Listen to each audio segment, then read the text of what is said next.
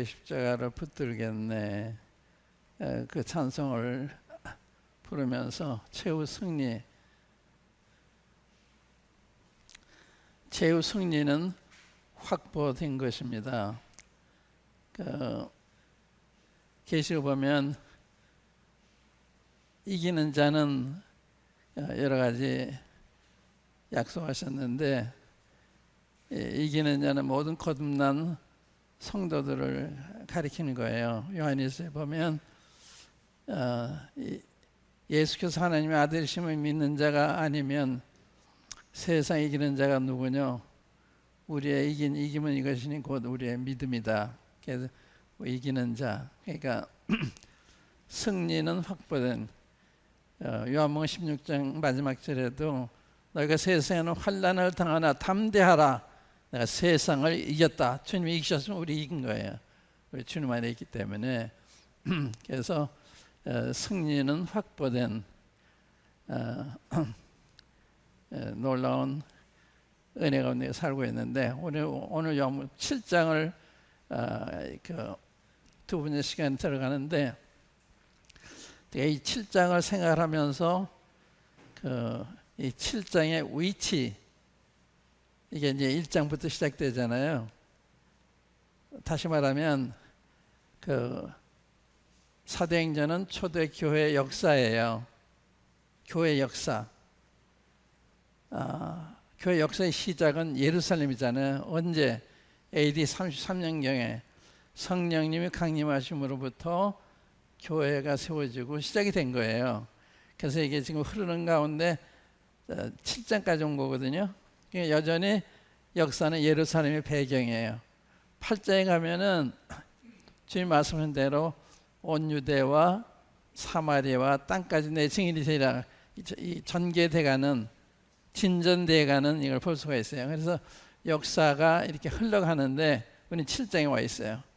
근데 8장으로 이어지고 9장에 이어지고 이렇게 해서 28장까지 이어지고, 이것이 우리 한반도까지 이어져서 우리까지 온 거거든요.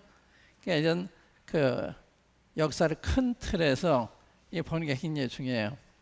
우리가 이제 우리 시야라고 하는 게 어떤 위치에서 보느냐에 따라서 시야가 넓기도 하고 좁기도 하고, 전부가 보이기도 하고 일부가 보이기도 하고. 우리가 산에 가면 높이 올라갈수록 시야가 넓어지잖아요. 그래서 하나님의 시야를 가지고 역사를 보는, 하나님의 시야를 가지고 나를 보고 우리들을 보는, 우리나라를 보는, 이게 굉장히 중요한 거예요. 그런데 대개는 하나님의 시야를 안 보잖아요. 사실은 역사는 하나님으로부터 흘러온 거예요. 하나님부터 시작된 거잖아요. 하나님이 천지만물을 지으시고 또 우리 인류를 지으시고 그 다음에 역사가 진행이 되어 온 거거든요. 그러니까 역사를 누가 주관하시냐? 하나님이 주관하시는 거예요.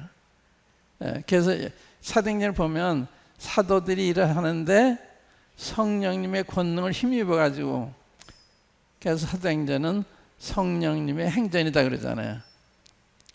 그러니까 이 역사에서는 우리가 행한 것보다는 성령께서 우리를 통해서 하신 일을 보는 거, 이게 굉장히 중요한 거예요. 대개 역사를 볼 때 사람의 시각으로 많이 봐요. 훌륭한 역사학자들이 많은데 거의 다 사람의 시각으로 봐요.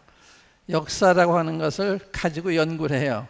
하나님의 시각에서 보고 역사를 이야기하는 게 아니라, 역사라고 하는 사건의 반복되는 걸 봐서 역사는 발생했다가 이게 발전해 가다가 또 쇠퇴하다가 인물화 끝난다. 그리고 다른 역사 시작이 된다. 이런 게 이제 토인비의 역사에 대한 평가인데, 다 그것도 일리가 있죠. 다 중요하죠.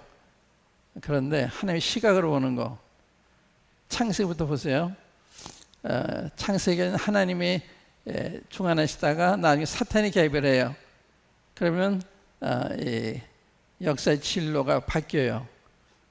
하나님에 의해서만 되는데 이제 사탄이 개입해서 사탄이 아담과 하와를 이끌고 또 따라가고 해서 역사의 형태가 변하고 역사가 이제 두 줄기가 생겨요. 처음에 한 줄기로 왔는데 사탄이 개입하면 두 줄기로.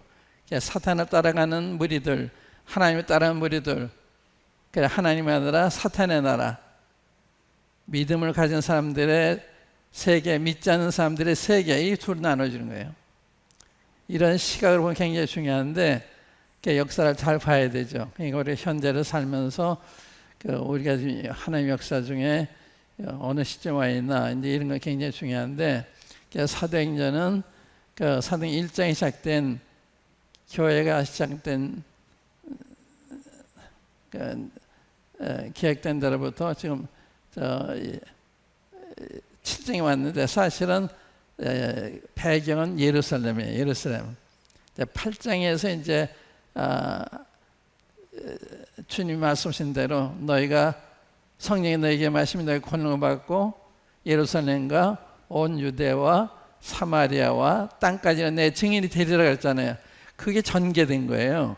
그게 한마디까지 이른 거예요.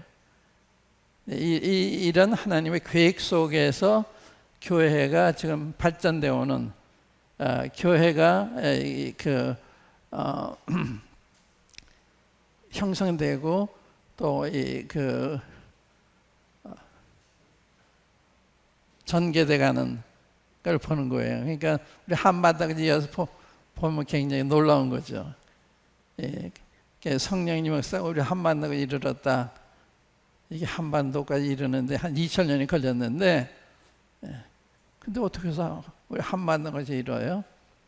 1884년도에 알렌이 중국에서 한국에 오잖아요. 공의로 공사의 의원으로 의사로서 이제 처음 와서 이제 고종재는 만나고 그 다음에 왕후의 조카인가 민혁이 내전에서 이렇게 칼로 상처 입어서 거의 죽게 됐을 때 그때 알렌이 서양 의술도 그걸 고쳐요. 그래가지고 이제 황실과 이제 선교사의 관계 좋아지기 때문에 그렇게 한국 교육선이 시작이 되는 거예요. 다 이게 섭리예요, 섭리. 그래서 한국 교회는 복음부터 전하는 게 아니라 병원이 세워지고 학교가 세워지고 이러면서 이제 복음이 전파됐는데 그게 하나님의 선입니다. 그래서 처음에 이제 언더우드나 펜사라이 선교사님도 오셔가지고 학교를 시작을 했어요. 왜냐하면 당국에서 외국 종교 전하는 걸 허락지 않았기 때문에 이런 일부터 시작을 하면서 전차적으로 이제 복음을 증거하고 그래서 이렇게 번진 거거든요. 근데 이 학교를 통해서 선교했을 때 어떤 현상이 나타났냐? 우리나라 대한민국이 건설될 때 대통령이 비롯해서 강요들이 거의 다가 크리스찬이었어요. 우리나라의 기독교 국가가 된 것이 학교 선교를 했기 때문에 그게 가능한 거예요. 거기 교육받은 사람들이 다 장관이 되고 또 그 사회 지도층이 다 들어가서 활동을 해서 우리나라가 이렇게 여기까지 온 거거든요. 그래서 학교를 통한 선교 굉장히 효과적인 지금 우리나라에도 디모데 학교 생겨서 논란을 하고 있는데 디모데 학교는 디모데 학교만은 있는 거 아니에요. 디모데 학교는 전국에 이제 이런 기독교 학교를 세우고 그 다음에 이제 선교지회까지 이런 학교 선교를 해서 그 나라의 역사를 진로를 바꿔주는 이런 역할까지 생각을 하는 거거든요. 놀라운 거죠. 그래서 언더우드가 처음에 왔을 때 답답한 거예요. 예수님 믿으면 평안이 있다. 그러면 평안이 뭔지를 모르는 거예요. 이 고난과 가난 속에 있으면서 이게 고난인 걸 모르는 거예요. 그러니까 좋은 걸 얘기를 해도 그게 뭔지를 모르니까 선교사 입장에서 답답한 거예요. 그런데 이 언더우드가 기도를 해요. 그러나 주님이 저희를 저 태평양 건너에 심어 놓으셨습니다.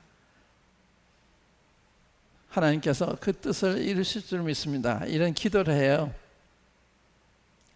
막연한데, 현실을 보면 막연한데 그걸 기도하는데 그대로 돼서 오늘날 한국이 이렇게 됐잖아요. 그러니까 처음에 시장이 이렇게 미미하게 시작이 됐는데 놀라운 이런 그 역사가 일어나서 지금 세계 선교사를 파송하는 여기까지 왔잖아요. 이게 굉장히 놀라운 거예요. 이게 다 성령님의 역사시작이에요. 여기서 성령님 빼놓으면 안 돼요. 여러분들 성에서 성령 빼놓으면 안 되고, 여러분들 교회 안에서 성령 빼놓으면 안 되고, 이게 성령님 역사, 성령이 너희 임하신다고 권능을 받고 땅까지 이런 내 증인이 되라. 그 말씀이 성취되어 온 거예요. 앞으로 계속될 거예요. 그걸 이야기하는 거예요. 그거를 보는 게 굉장히 중요해요. 그래서 역사에서 성령님의 위치, 성령님의 하시는 일, 이게 굉장히 중요한 거예요. 그것 빠뜨리면 안 돼요. 그것 빠뜨리면 인간적인 교회, 인간적인 봉사, 이게 되는 거예요. 성령이 우리 삶 속에 들어오시면 성령님을 통한 봉사, 성령님을 통한 사역, 성령을 통한 교회, 개척, 선교, 이게 이루어지는 거예요. 그래서 사도행전은 성령님이 주관하신 거예요. 그래서 주님이 부활하신 다음에 승천하시면서 사도들한테 이러시면 떠나지 말고 아버지 약속하셔서 기다려라. 성령이 너에게 임하시면 너희 권능을 받고 예루살렘과 온 유대와 사마리아 땅까지 내 증인이 되리라. 그걸 떠나신 거예요. 그리고 다른 아무에게도 선교를 어떻게 할 건지, 교회 어떻게 세워서 어떻게 운영할 건지 하나도 말씀 안 하셨어요.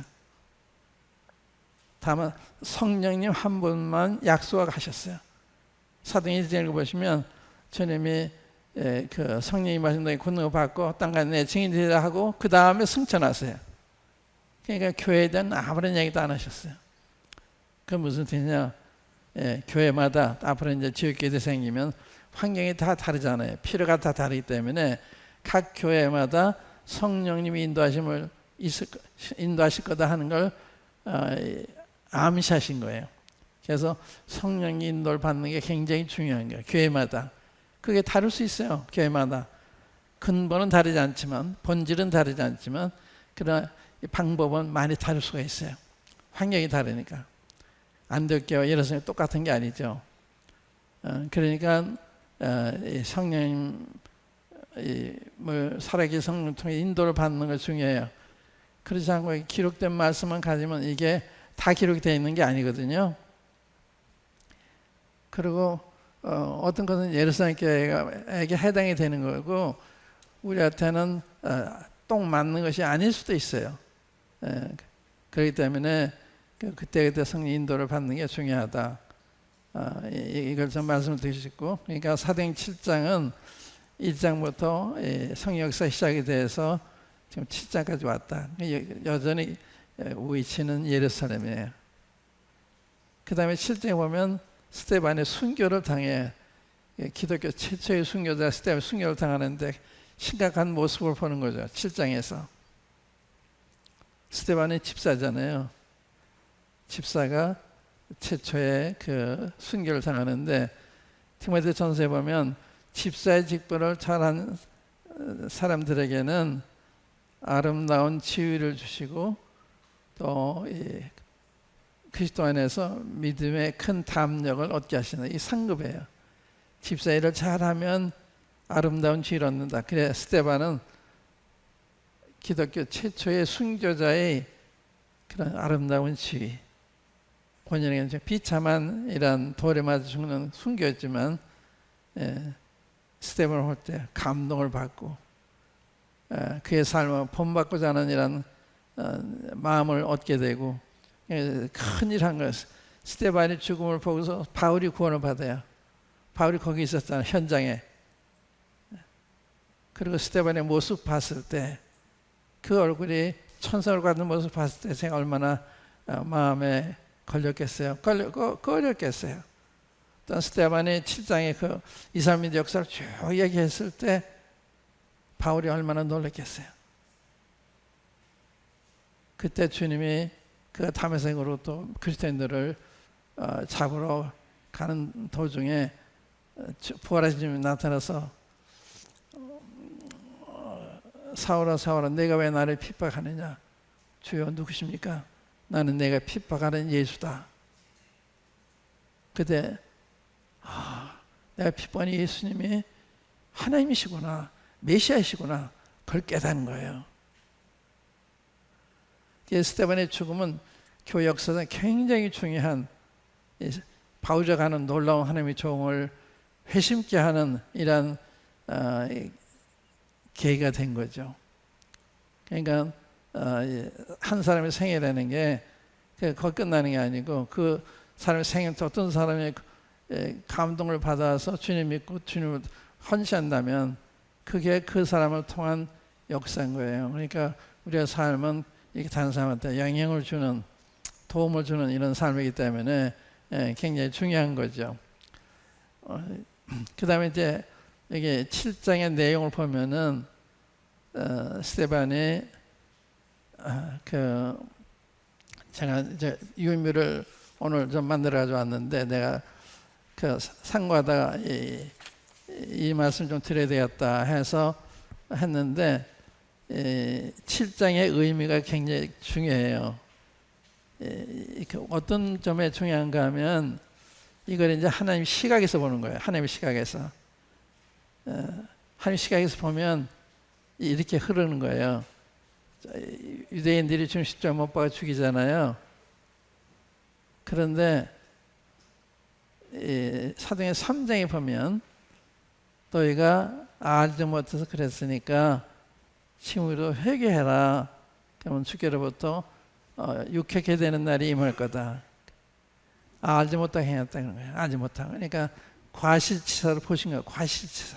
그러니까 사람을 고의로 죽였을 때와 실수로 죽여서 다르잖아요. 그래서 구약에서 사람을 죽이면 도피성으로 도망가면 살아요. 사람의 원수가 와서 손을 못 대요. 마찬가지로 살인도 다 똑같은 게 아니에요. 실수로 만약 운전하다 실수로 사람 쳤다, 죽었다. 그건 과실치사. 고의로 한 게 아니잖아요. 고의로 죽인 사람과 과실로 사람이 죽게 한 사람이 죄질이 다른 거예요. 그러니까 그들이 주님 십자가 못 박았는데도 하나님 편에서 너희들이 몰라서 그랬으니까 지금 회개하라 그러신 거예요. 회개를 안 하는 거예요. 그래서 7장에는 너희 살인자다 그래요. 무슨 말인지 아시겠어요? 그러니까 이 역사의 흐름에서 봤을 때 3장 한번 보세요. 3장 한번. 3장에 보시면 그 연결해서 보시면 제가 무슨 얘기하는지 이해하실 거예요.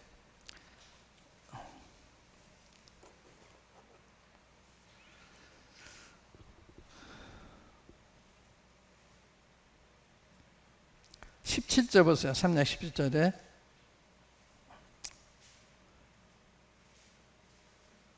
사실은 이 3장에 나면서 안진병이 된 자를 베드로와 요한이 하나님의 능력을 살리잖아요. 병을 온전케 하잖아요. 그래서 베드로와 요한이 예수님의 사도들이니까 하나님께서 그들을 통해서 예수님이 정말 살아계신 하나님의 아들이시고 하는 걸 증거한 거예요. 그래서 예수님으로 난 믿음이 이 사람을 낫게 했다, 건강하게 했다 그러잖아요. 그러니까 예수님을 계속 증거한 거예요. 십자가에서 뿐만 아니라 50년 이후에 지금 안진뱅이로 고침으로써 다시 한번 예수님의 메시아다 하나님의 아들을 증거해 준 거예요. 그들한테. 그게 중요한 거예요. 여기서는 그냥 한 사건이 아니라 하나님의 유대인들에 대한 긍휼을 나타내신, 십자가 못 박아 죽였는데도 그 자체로 정죄를 해도 할 말이 없는데 그래서 내가 몰라서 그랬어. 지금이라 회개하면 좋은 날이 올 거야. 한번 읽어볼게요. 17절에 보면 형제들아 너희가 알지 못하여서 그리하였으며 너희 관원들도 그리한 줄 아노라. 얼마나 자비해요. 그들은 거의 고의적으로 했는데도 주님이 기회를 주신 거예요. 또 한 번의 기회. 그러나 하나님이 모든 선지자의 입을 이따가서 자기의 그리스도의 해받으실 일을 미리 알게 하신 것을 이와 같이 이루셨느니라. 그러므로 너희가 회개하고 돌이켜 너희 죄 없음을 받으라. 이같이 하면 유쾌하게 되는 날이 주 앞으로부터 이를 것이요 또 주께서 너희를 위하여 예정하신 그리스도를 곧 예수를 보내시리니. 다시 말하면 주님을 죽이는 대과거로 범한 후에도 주님이 기회를 주네요. 회개할 기회. 못해서 알지 못해 그랬으니까 지금부터 회개하면 된다. 그런데 실제 보세요. 돌을 두고 이를 가면서 스테반을 죽이잖아요. 그래서 살인자라고 그래요. 살인자. 그 이제 7장 보시면 51절부터 보세요. 7장 51절. 목이 곧고 마음과 귀에 할례를 받지 못한 사람들아, 너희가 항상 성령을 거스려 너희 조상과 같이 너희도 하는도다. 너희 조상들은 선지자 중에 누구를 핍박지 아니하였느냐? 의인이 오시리라 예고한 자들을 저희가 죽였고 이제 너희는 그 의인을 잡아준 자여 살인한 자가 되나니 너희가 천사에 전한 율법을 밟고도 지키지 아니하였도다. 살인자로 보세요. 3장에서는 알지 못해서 그랬으니까 회개하라. 제 이야기 무슨 말인지 아시겠어요? 무슨 말인지 아시겠어요? 제가 제목을 사도행전의 7장 의미라 그래가지고 하나님의 선고, 하나님 최종 선고를 내리신 거예요. 살인자로. 그렇게 확실한 많은 증거로 믿도록 이렇게 권고하시는데 거부하니까 살인자로 낙인을 찍으신 거예요. 그래서 하나님의 자비의 극치와 인간의 완고함의 극치, 이렇게 자비할 수가 있어요. 자기 아들 죽인 이 사람들을 주님이 몰라서 그랬으니까 지금 뉘우치면 된다. 이 자비죠. 그런데 이런 자비를 받으면서도 귀엽고 돌로 쳐서 죽이잖아요. 인간의 완고함의 극치, 인간의 죄의 극치. 십자가 그건 뭐예요? 십자가 보세요. 하나님이 세상에 이처럼 사는 독생자를 주셨으니 십자가에 주셨잖아요. 십자가는 뭐예요? 하나님 편에서는 인류의 죄를 담당하시고 대신 형벌을 받게 하신 거예요. 그래서 대속이라 그런 거예요. 지금 대신 돌아가신 거예요. 하나님을 사랑해요. 그런데 어떤 자를 위해서? 하나님의 아들 십자가 못 박는 자들을 위해서 자기 아들을 아끼지 않고 주신 거예요. 그 십자가는 하나님의 사랑의 극치, 인간의 악의 극치, 그걸 십자가 말하는 거예요. 인간의 죄악에 대해서 하나님의 가장 좋은 당신의 아들로 은혜 베푸신. 그래서 지금도 그들이 회개하면 구원받을 수 있는, 용서받는 기회가 있는 거예요. 지금도 유대인들이 안 하잖아요. 지금까지 오늘까지 안 하잖아요. 2000년 전 지금도 회개에 도는 사람도 많이 있지만 아직도 국가적으로는 안 받아져요. 괜히 유대인들이 얼마나 완고하고 인간이 얼마나 완고하냐. 그래 마태복음 13장 보세요. 눈먼 자들아, 맹인이라 눈먼 자들아, 미련한 자들아, 이렇게 책망하는 거 있잖아요. 주님께서 이제 바리새인과 서기관들을 이렇게 책망하나 호되게 책망하는 말씀이 마태복음 13장에 나와요. 얼마나 확실해요. 그런데 못 알아들어요. 왜? 기가 먹어서, 눈이 멀어서. 그러니까 사람이 겸손하지는 안 돼요. 남에게 귀를 기울일 줄 알아야 되거든요. 내 생각이 절대적이 아니잖아요. 근데 절대적인 것을 생각하는 사람들이 있어요. 우리는 얼마든지 잘못 분별하고 잘못 판단할 수가 있어요. 그렇기 때문에 마음을 열고 다 들어보는 게 필요한 거예요. 다 들어보고 그 다음에 결론 내려도 돼. 늦지 않아요. 아예 안 들으려고 그래요. 유대인이 그렇게 돼 있고 오늘 많은 사람들, 많은 인간이 그래요. 그러니까 그런데 하나님 벌써 2000년 동안 천국에 계세요. 2000년 동안 하나님 인내로 우리를 구원하시는데 2000년 동안 천국에 계세요. 얼마나 자비하세요. 그러니까 하나님은 악인의 죽는 것을 기뻐 안 하세요. 몰라서 그러니까 돌아와라. 십자가에서도 주님 뭐라고 십자가에서도 진짜 못 박는 그 아주 비정한 비열한 그들에 대해서 아버지요 저들의 죄에 사하여 주십시오. 알지 못해서 그럽니다. 그렇게 기도하신 거예요. 하나도 미워하지 않으셨어요. 예수님은 한 사람도 미워하지 않아요. 자기 십자가 못 박는 악한 사람들인데도 미워하지 않고 몰라서 그러니까 용서해 주세요. 그게 우리 하나님의 얼마나 좋으세요. 알라, 이삼계 알라는 얼마나 악해요. 사람들 죽이고 자기 가족이라도 예수님 믿으면 죽여요. 너무 달라요. 사탄이야, 사탄. 사탄은 처음부터 살인한 자다 그랬잖아요. 거짓삽이다. 그래서 어느 단체가요, 악하면 그건 사탄 쪽이에요. 또 사람도 악하면 사탄 쪽에 있는 거예요. 단체도 악하면 사탄 쪽에 있는 거예요. 나라도 세상도 마찬가지예요. 그러니까 하나님 속에 속했냐 사탄에 속했냐 그 태도를 보고 알아요. 자비하고 관용하고 사랑이 대하면 하나님이 속한 거예요. 하나님 원수라도 사랑하는, 원수까지 사랑하라고 그러시잖아요. 그리스도인들은 너 맞대면서 주먹으로 싸우는 게 아니에요. 우리는 선한 싸움, 진리 가지고 우리가 버티는 거죠. 굴복해라. 예수님 안 믿겠다고 해라. 그럼 살려주겠다. 그거 못합니다. 그래서 사람들은 죽임을 당하는 거예요. 한마디만 안 믿겠습니다 그러면 사는 거예요. 그렇게 하는 거예요. 왜? 우리 주님이 나한테 그런 은혜를 베푸셨기 때문에 그렇게 원치 않는 거예요.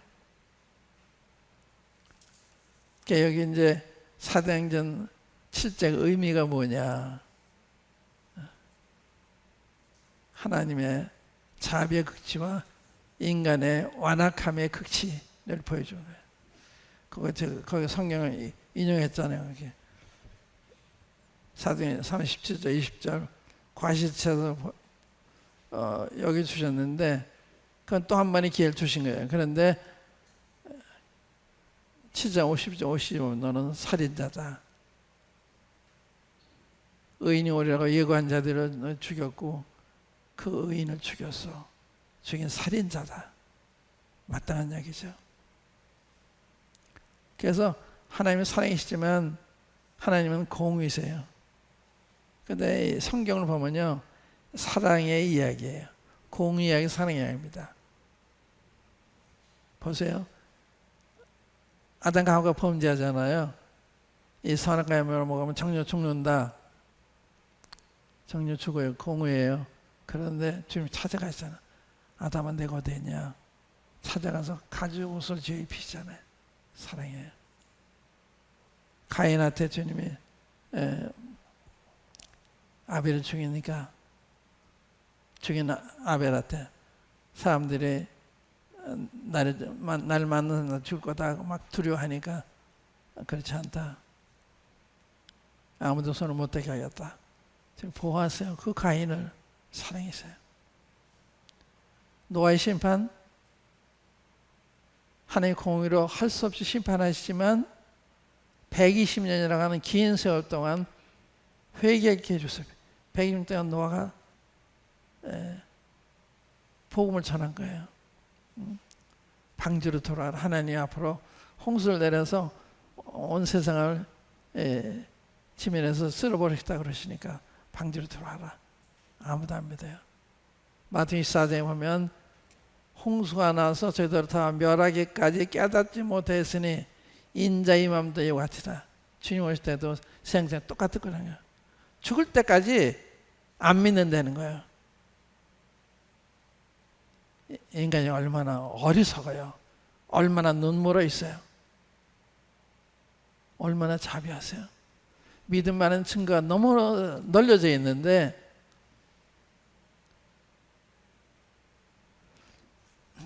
그 다음에 이제 스테반의 태도가 놀라운데 우리가 7장 1절 보세요. 6장에서는 그 공회에서 스테반이 거짓 증거를 들어요. 거기에 6장에 보면은 스테반의 탄 이야기인데 그 11절 보세요. 6장 11절에 사람들을 가르쳐 말시키되 이 사람이 모세 및 하나님 모두 하는 말 하는 것을 우리가 들었노라. 또 그의 말에 이 나사렛 예수가 이것을 헐고 또 모세가 우리에게 전해준 규례를 고치겠다면 우리가 들었노라 하거늘 다 거짓 증언이에요. 거짓말한 거예요. 스테반이 이길 수 없으니까 거짓 증언을 해서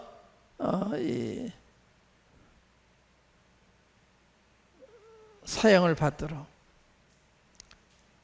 그러니까 그런데 스테반의 얼굴이 천사 얼굴 같다 그랬죠. 6장 마지막에 보면 공회 중에 앉은 사람들이 다 스테반을 주목하여 보니 그 얼굴이 천사의 얼굴과 같더라. 저에게 감동이 된 거예요. 이런 거짓 증언, 자기들 불리한 증언을 거짓말로 증언하는데 얼마나 억울하고 변명하기 원했겠어요. 그런데 태연자약해요. 온유해요. 흔들림이 없어요. 보통 이렇게 되면 감정이 나죠. 저렇게 거짓말 할 수가 있나? 그래, 옳은 얘기 하기 쉬운데 스테반은 어떻게 저렇게 온유할 수가 있었을까? 그게 제 질문이에요. 일할 때 우리가 온유할 수가 있나? 대개는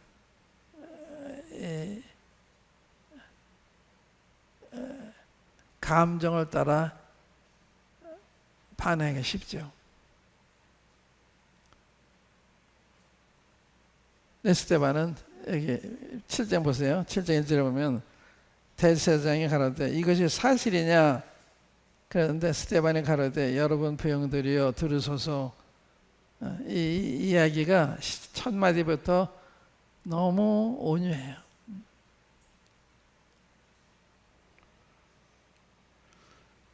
저 사람들 다 거짓말했습니다. 전 절대 그렇게 안 했습니다. 이렇게 시작 안 하잖아요.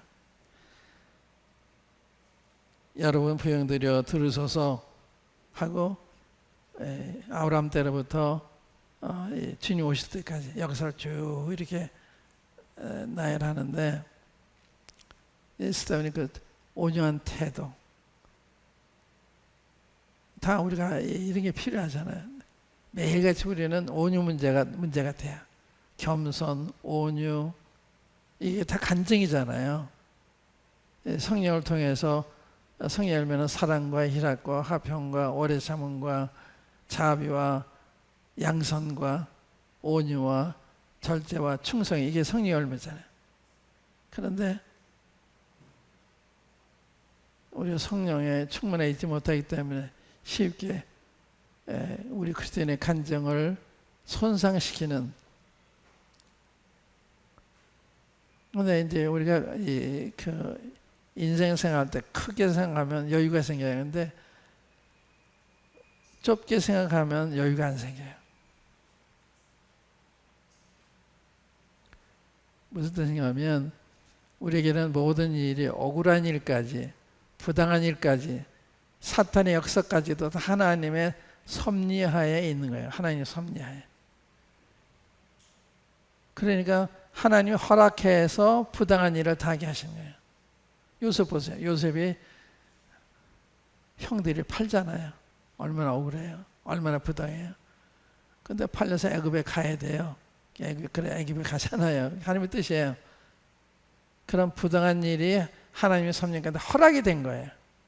또 애굽에 가서 포티바의 집에서 일을 하는데 그래서 포티바 아내의 모함을 받아가지고 감옥에 가요.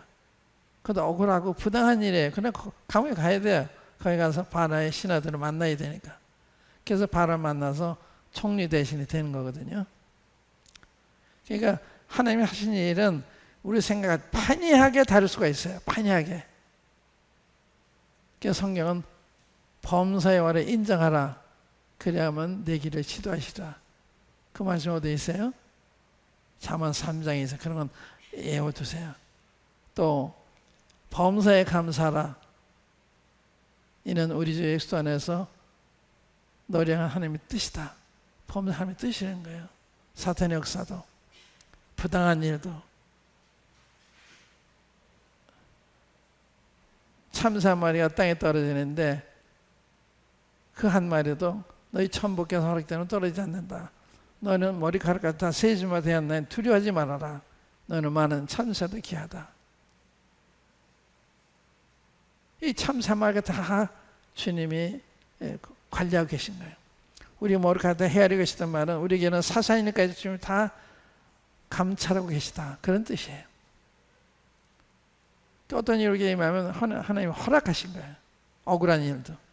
당신의 뜻을 이루시기 위해서. 그 당신의 뜻은 다 선한 거예요. 우리에 대한 뜻은 악한 건 없어요. 다 우리에 대한 하나님의 선한 뜻을 이루시기 위해서 그런 일을 허락하시는 거거든요. 요셉이 얼마나 억울하게 했지만 다 하나님의 뜻을 요셉에 대한 뜻을 이루시기 위해서 그걸 다 이루지 않은 일을 허락하신 거예요. 그러니까 역사라고 하는 것이 다 하나님의 뜻을 이루시기 위해서 이것을 허락하신 거예요. 이런 가운데 당신의 뜻을 이루어 가시는 거예요. 그게 굉장히 중요한 거예요. 역사 속에서 하나님이 어떻게 역사를 이끌어 가시나. 사람들이 이렇게 생각하는 건 그렇지 않아요. 하나님이 다 주관하세요. 하나님 주관에서 벗어나서 일하는 일 하나도 없어요. 하나님이 처음이요 나중이다. 이게 그런 의미하는 거예요. 내 역사의 처음이고 역사의 마지막이고 다 내 안에서 일어난 일이다. 네, 이러한 그 하나님의 그 역사를 믿을 때 여유가 있어요. 아, 주님이 난 모르지만 무슨 뜻이께서 나한테 이런 일을 당하도록 허락하셨구나. 욥 보세요. 욥이 얼마나 동방에서 의인이고 욥까지 순전한 사람이고 하나님 경외성 없다고 하나님이 자랑하셨는데 사탄한테 욥을 자랑하시면서 자랑하니까 사탄이 딱 그에게 복을 주시냐 그렇게 하죠. 그래 그럼 나 한번 그 너한테 맡겨보겠다. 그래서 그런 생명의 손을 대지 말아라. 그래서 하루아침에 그 많은 그의 재산이 다 날아가요. 또 자식 10명이 다 죽어요. 재산도 날아가고 자식도 다 날아가고. 그런데 욥이 하나님을 경배하며 그 입술로 범죄하지 않았다. 원망하지 않았다. 그런데 계속 하나님의 사탄에게 내주셔서 욥을 단련하시는데 욥 자식도 이제는 이해가 안 가는 거예요. 그런데 욥기 23장 10절에 보면 나의 가는 길 오직 저가 하시나니 나를 단련하신 후에는 내가 정같이 나오리라. 나의 가는 길 오직 저가 하시나. 나도 이해가 안 가는데 하나님은 아셔. 결과는 좋을 거야. 정같이 나온다는 거야. 그래서 결과는 항상 좋은 거예요. 우리 믿는 사람한테는 해로운 건 없어요. 아버지가 우리 해롭게 하실 수가 없죠. 하시는 분이 아니에요. 그걸 믿으시면 범사에 감사가 되고 범사에 인정하게 되고 감사 못해도 인정하고 잠잠히 참 기다릴 수 있죠. 그런 넓은 하나님의 경륜에서 나를 보고 내 환경을 보고 우리를 보고 이게 필요한 거예요. 그걸 그렇게 안 보니까 마음이 좁아지고 여유 있게 받지 못하게 되고.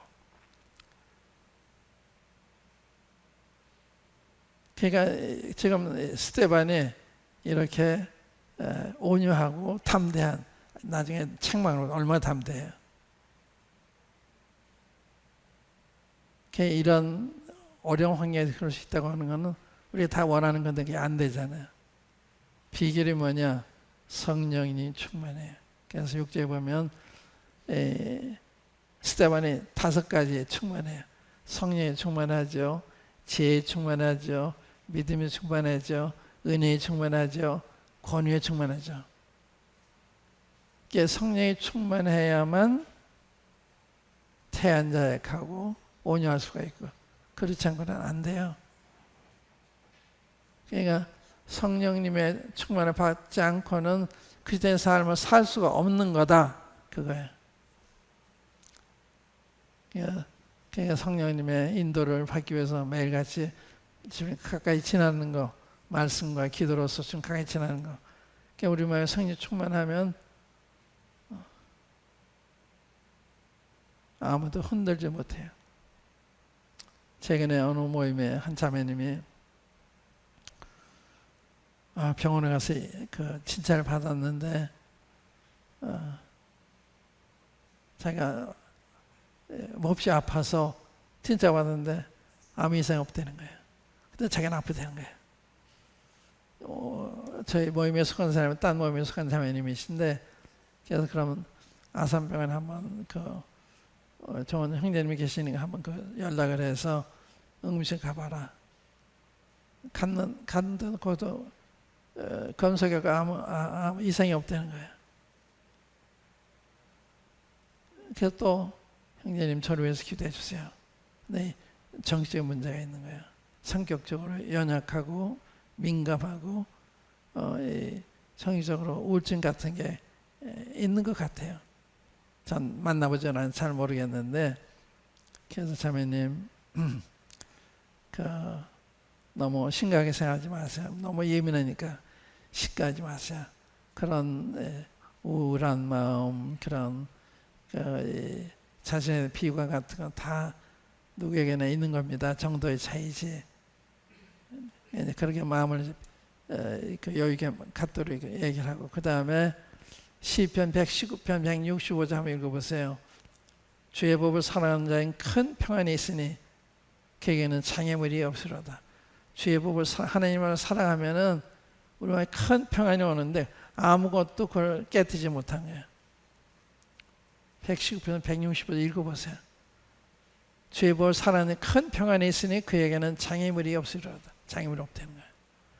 또 빌립보서 4장에 보면은 아무것도 없냐 하지 말고 모든 일에 기대하고 하는 것 너희 구할 것을 감사함으로 알아라. 그러면 지식에 넘치는 하나님의 평강이 그리스도 예수 안에서 너희 마음과 생각을 지켜주시다. 기도, 말씀과 기도, 이럴 때 주님이 평강으로 우리를 지켜준다는 거예요. 그거 제가 이걸 읽으시고 반박해서 읽으시고 또 암송도 하십시오. 그러니까 내가 얘기했어요. 자꾸 딴 생각이 이제 사탄이 시험할 수도 있어요. 그래서 그 말씀이 날 지배하면 또 기도함으로 내 모든 짐을 주님 앞에 맡겨드리면 내가 홀가분할 수 있잖아요. 그러니까 우리는 그런 시달릴 수 있어요. 연약하기 때문에 사탄이 할 수도 있고 내 연약한 성격의 나를 그렇게 소심하게 만들어 그렇게 할 수도 있고, 그래서 말씀 읽는 거 그냥 평안이 와요. 기도하면 또 내 마음과 생각을 지켜주세요. 평강으로. 이 스데반의 태연자하고 온유한 거.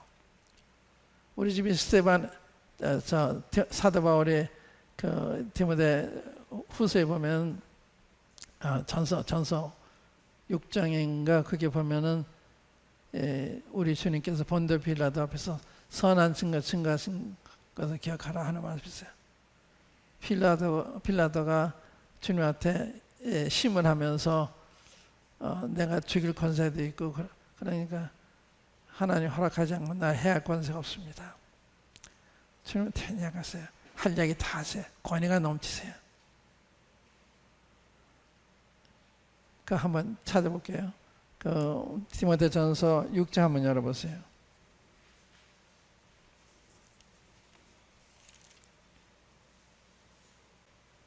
11절부터 디모데전서 6장 11절 오직 너 하나님의 사람아 이것들을 피하고 의와 경건과 믿음과 사랑과 인내와 온유를 쫓으며 믿음의 선한 싸움을 싸우라. 영생을 취하라. 이로야 내가 부르심을 입었고 많은 증인 앞에서 선한 증거를 증거했도다. 만물을 살게 하신 하나님 앞과 본디오 빌라도를 향하여 선한 증거를 증거하신 그리스도 예수 앞에서 내가 너를 명하노니 우리 주 예수 나타나실 때까지 점도 없고 책망 받을 것도 없이 이 명령을 지키라. 이 본디오 빌라도를 향하여 선한 증거를 증거하신 주님한테 사형선고를 내리잖아요. 나는 이분한테 아무 죄도 발견하지 못했다 세 번이나 이야기하면서도 결국 주님을 정죄하잖아요. 그거는 군중들을 두려워해서 그렇게 잘못 재판을 한 거죠. 판사는 제가 죽어도 공의롭게 판단해야 되잖아요. 그 다음에 사도 바울이 그래 나는 가난한데 처할 줄도 알고 부한데 처할 줄 알고 일체의 비결을 배웠다.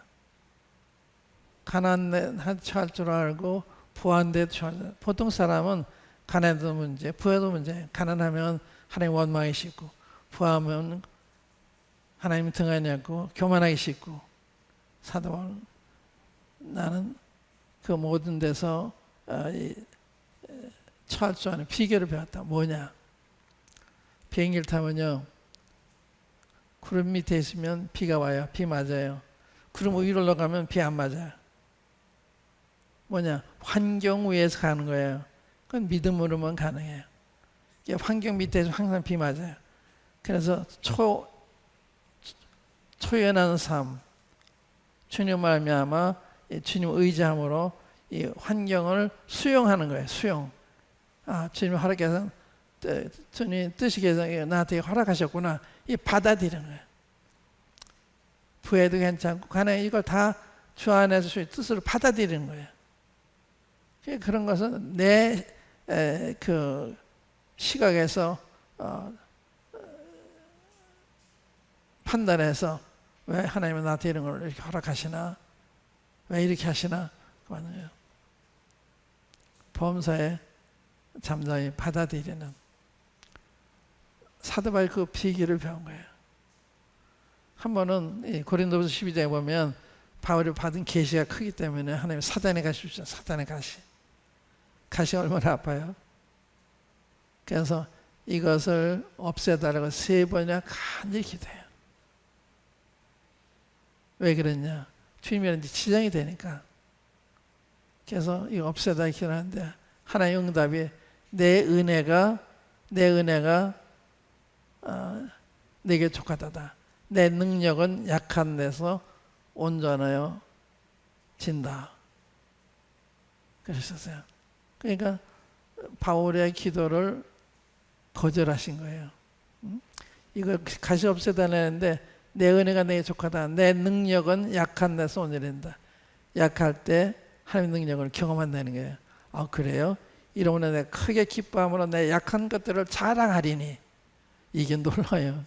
그게 실망하는 게 아니라 오히려 기뻐하고 자기가 자랑하겠다는 거예요. 예, 참 바울 사도의 말로 정말 날 본받을 할 만한 분이시구나. 우리는 대개 기도응답이 안 되면 실망하고 어떤 때는 원망하는 분도 있겠죠. 원망 말로 안 해도 원망스럽게 생각할 수도 있죠. 그래서 주님을 잘 배우는 게 필요한 거예요. 배우는 게. 잘 배워야 그러한 초연한 태도, 태연자약한 마음, 온유한 마음. 온유가 뭔지 아세요? 온유. 자기 권리를 버리는 게 온유라고 그래요. 자기 권리를 버려요. 우리 되게 내가 부당한 취급 받았다 그러니까 화도 내고 변명도 하려고 그러잖아요. 내 권리를 포기하면 그땐 내가 부당히 느낄 필요도 없죠. 내 친구 중에 한 사람이 그 군대 갈 때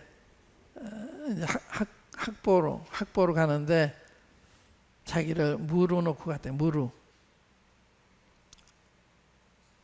자기는 대학 졸업한 사람이고 이런 이제 군대에는 대학 안 나온 분들도 많고 그러니까 혹시 교만하게 보일까봐 무로 놓고 갔더니 다 플러스가 되더라. 그래서 플러스가 무로 놓으니까 다 플러스가 되는 거예요.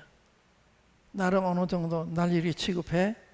난 이런 사람인데 이러면 안 되는 거예요.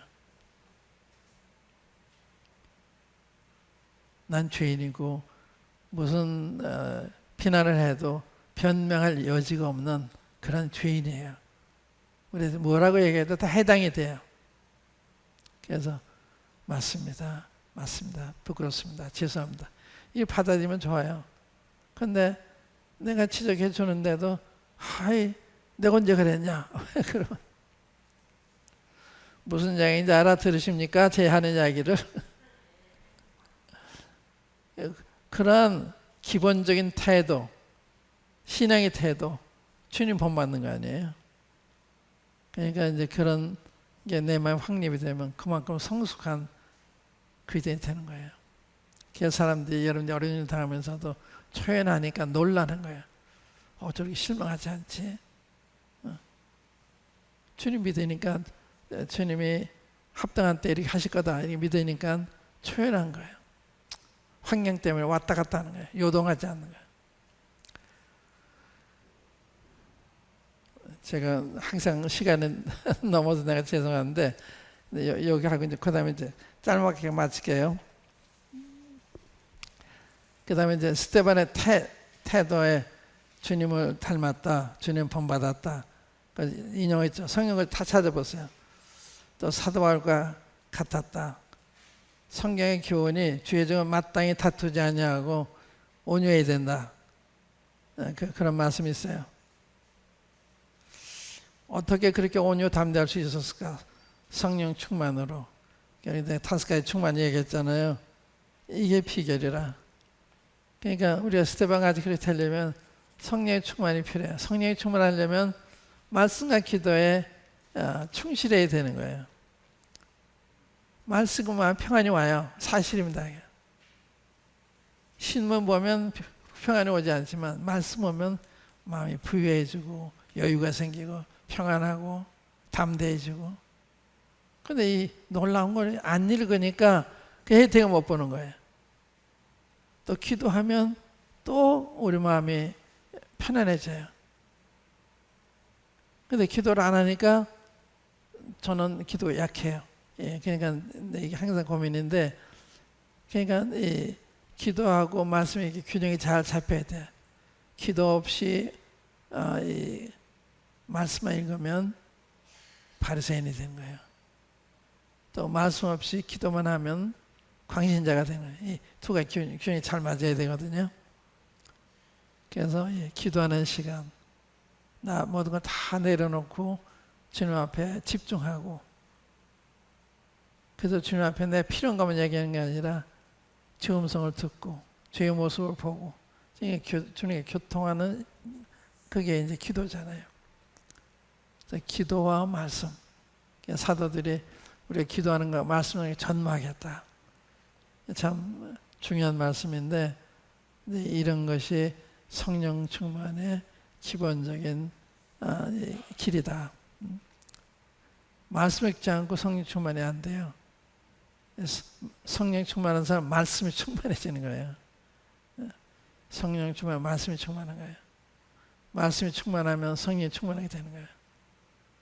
한번 요한복음 3장 한번 열어보세요.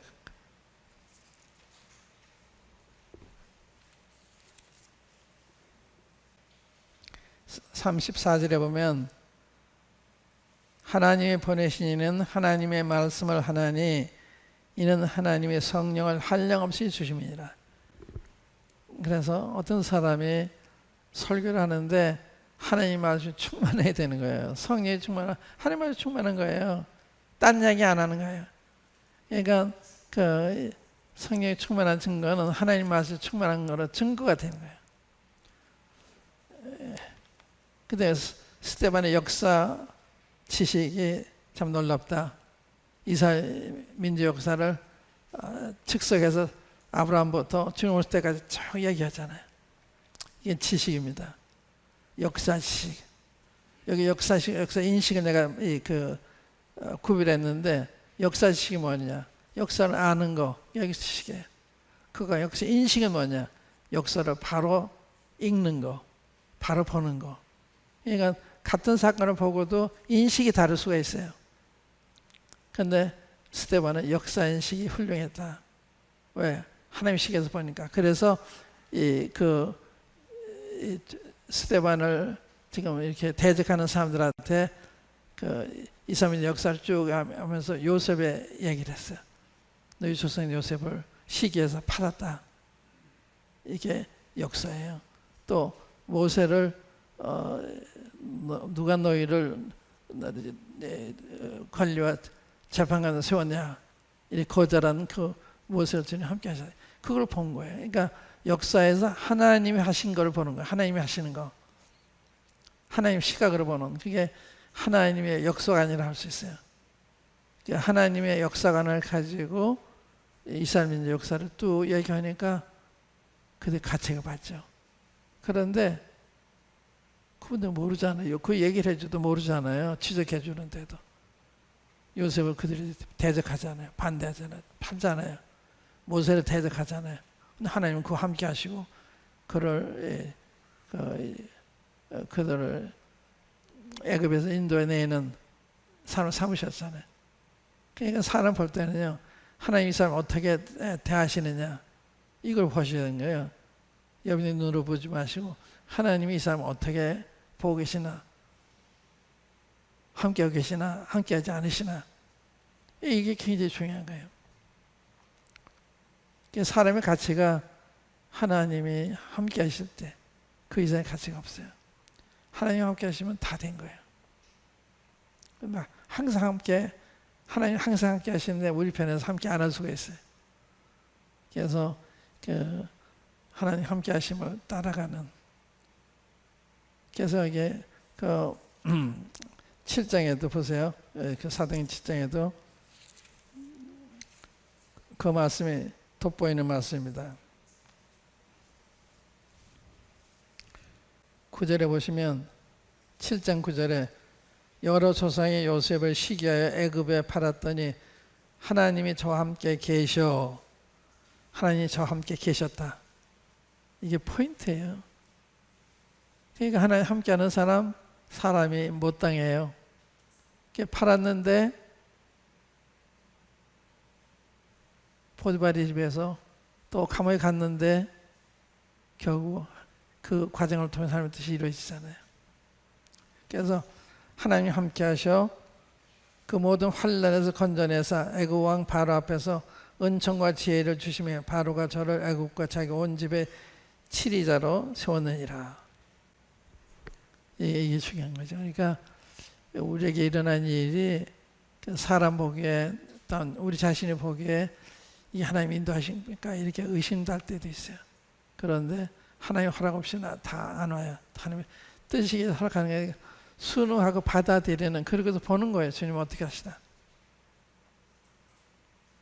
당하지 마시고 하나님이 이렇게 찾고 계시기 때문에 당신의 뜻대로 우리 삶을 인도해 가시는 거예요. 그리고 주님 그렇게 하시는 믿습니다. 그걸 다 감당하도록 제게 믿음을 주십시오. 인내심을 주십시오. 이건 기도 필요해요.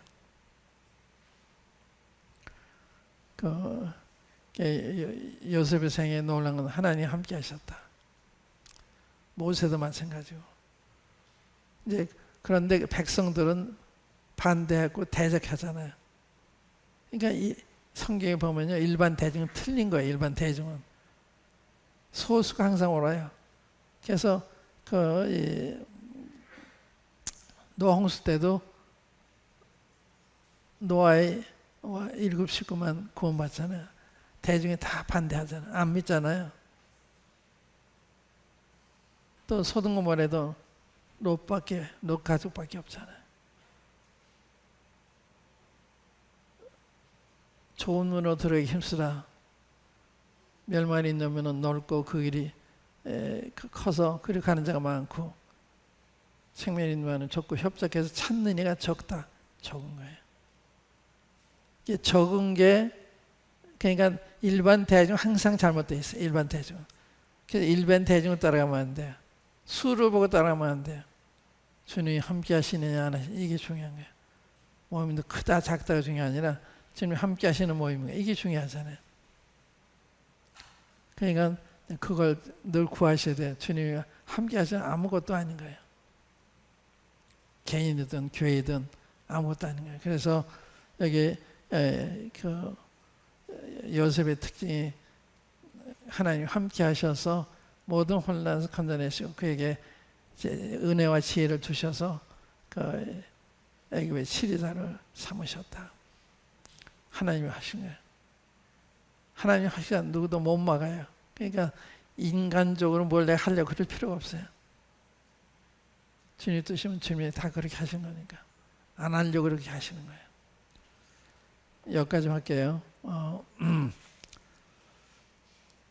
오늘 말씀드린 거는 역사를 큰 틀에서 봐야 된다. 이 7장은 단순한 7장이 아니라 1장부터 계속된 것이다. 그거 하고요. 그 다음에 교회와 성도 안에서의 성령님의 위치, 내가 그 표현 안 했는데, 성도와 교회 안에서 성령님의 위치, 뭐야? 성령이 우리 인도자예요. 주관자예요. 지역교회도 성령님이 인도를 받아서 모든 일을 해나가야 돼요. 개인도 성령 인도를 받아서 이사 가는 것도 뭐 전부 성령 인도를 받아요. 그렇지 않고 내 생각대로 하면 그건 광야로 가네. 광야로. 시련의 시작입니다. 그러니까 주님의 인도를 따라서 이사 가는 것도 직업 가지는 것 전부 주님의 인도를 받아야 되는 거예요. 돈 많이 준다고 하는 게 아니고 주님 인도하시는 직장입니까? 여쭤보셔야 돼요.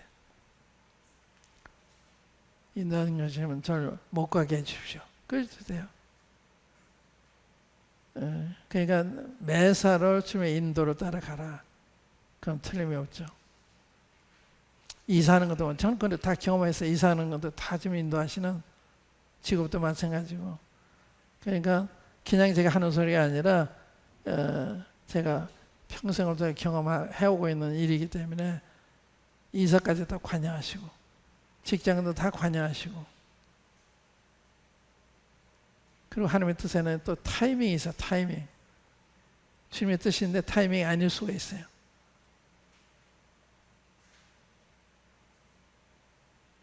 모세가 자기를 하나님이 자기 백성을 구원하라고 부르셨다고 생각했는데 그거 자기 힘을 가지고 구하려고 그랬는데 안 되잖아요. 미디안 광야라서 40년 후에.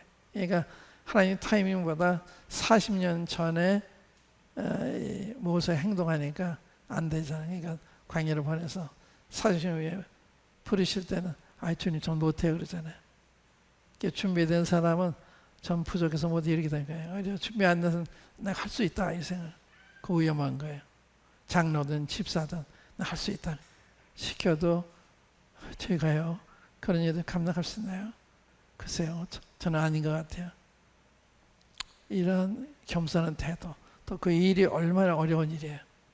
단순한 일이 아니거든요. 기도하실 때 한번 기도하고 오늘 말씀 마치겠습니다. 아버지 하나님, 주의 말씀을 제대로 주시고 또 성령님을 주셔서 주의 말씀을 주의 뜻대로 이야기하시고 또 말씀을 따라 저희들의 삶을 살도록 오늘까지 인도해 주심을 감사합니다. 오늘 저녁에 저희들이 사도행전 7장을 통해서 여러 가지를 생각을 했습니다. 아버지 하나님, 각 사람의 마음속에 오늘 증거된 말씀이 주의 뜻을 따라 각 사람의 마음속에 심어지게 하시고 오래 간직하게 하셔서 주님 안에서 평탄한 길을 걷게 하시고 주님 기뻐하시는 길을 걷도록 도와주시기 바랍니다. 오늘 저희들과 함께 해주셔서 감사하고 이 모든 것을 우리 주 예수 그리스도의 이름으로 아버지 하나님께 감사 올리며 기도합나이다. 아멘.